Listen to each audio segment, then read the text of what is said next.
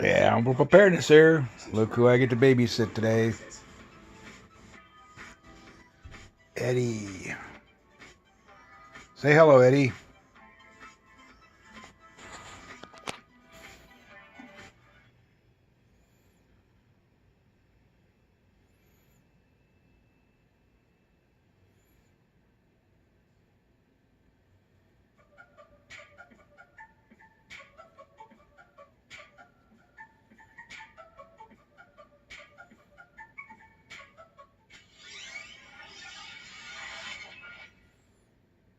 Cold forging.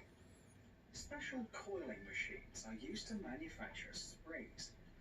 In this case, the work is done by cold forging, which means the metal is not heated before being shaped. The procedure requires a high level of dedication and precision from factory workers. The video shows the well-coordinated work of 4 workers. That's how many people it takes to create a really big spring. It's being bent very slowly. The workers have to maintain the correct position of the workpiece at all times, otherwise the metal may break down. If for some reason there's no resistance on the part of the workers, the operation of the machine can lead to dangerous consequences.